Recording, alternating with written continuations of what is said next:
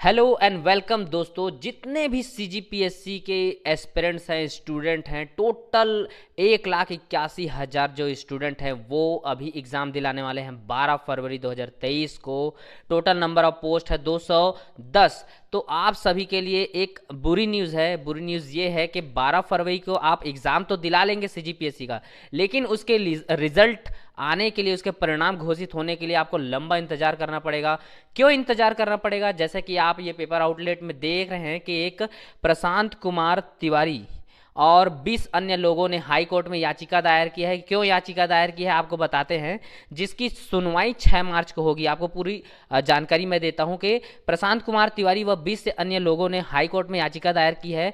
क्यों की है आपको बताता हूं। 2021 प्रीलिम्स, सीजीपीएससी जो प्रीलिम्स एग्जाम हुआ था 2021 में, उसमें जो चयन प्रक्रिया हुआ था वो 29 सितंबर 2022 को इंटरव्यू होने के बाद जो मेरिट लिस्ट निकलता है और अंतिम चयन सूची निकलता है, वो सूची अभी तक उन लोगों के लिए जाहिर नहीं किया गया है और उन लोग को उनका पोस्ट नहीं मिला है, जिसके वजह से उन्होंने इस दो और बिना मतलब उन लोगों का पोस्ट बिना निकाले हुए 2022 का प्रीलिम्स के लिए 30 नवंबर को नोटिस निकाल दिया गया, जो कि नियम विरुद्ध है और अवैध है।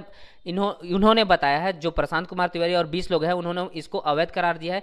क्यों किया गया है आपको बताता हूं। क्योंकि उन लोगों का पोस्ट तो जो बोर्ड है उन्होंने दिया ही नहीं। उसके उन लोगों का पोस्ट क्लियर होने के बाद अगला पोस्ट के लिए वैकेंसी निकालते ना, लेकिन इन्होंने निकाला ही नहीं बोर्ड ने, तो जिसके लिए उन्होंने हाई कोर्ट में याचिका दायर की है और जिसकी सुनवाई 6 मार्च को होगी। आपको पूरा घटना आपको बता सकता हूं कि अभी जो आरक्षण के लिए भी अभी जो याचिका है वो लंबित है और साथ ही साथ लोक सेवा आरक्षण अधिनियम 1994 में संशोधन अधिनियम 2011 द्वारा आरक्षण 50% से बढ़कर 58 कर दिया गया है, जिसे हाई कोर्ट ने असंवैधानिक बताते हुए निरस्त कर दिया है। कोर्ट में सर्वोच्च न्यायालय के निर्णय इंदिरा साहनी विरुद्ध भारत सरकार व अन्य का हवाला देते हुए चुनौती देते हुए कई याचिकाएं दायर की गई हैं, है ना।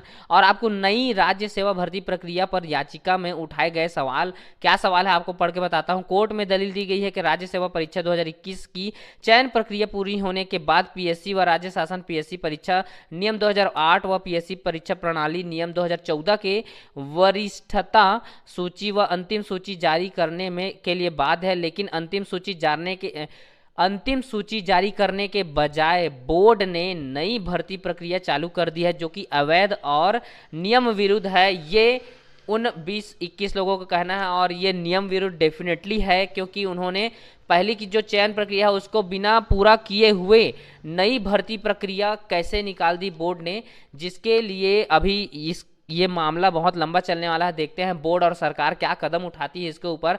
तो आप लोग जो 2022-23 का प्रीलिम्स का एग्जाम दिलाने वाले हो 12 फरवरी को, आप लोग एग्जाम तो दिला लोगे, लेकिन आप लोग को रिजल्ट के लिए बहुत लंबा इंतजार करना पड़ेगा, क्योंकि जब तक ये मामला सॉल्व नहीं होगा तब तक ये आगे वाला जो 2023 वाला प्रक्रिया आगे पूरी हो ही नहीं करेगी। तो ये बहुत ही एक बुरा न्यूज़ कह सकते हैं जितने भी एस्पिरेंट हैं, क्योंकि बहुत लोग लंबे लंबे टाइम से मेहनत कर रहे हैं इस एग्ज़ाम के लिए और उनका रिजल्ट ही नहीं आएगा तो वो निराश तो होबे करेंगे। तो ऐसे ही कोई भी लेटेस्ट अपडेट पीएससी से रिलेटेड आते रहेगा तो हम इस चैनल के थ्रू आपको देते रहेंगे। तो हमारे चैनल को सब्सक्राइब करके रखें।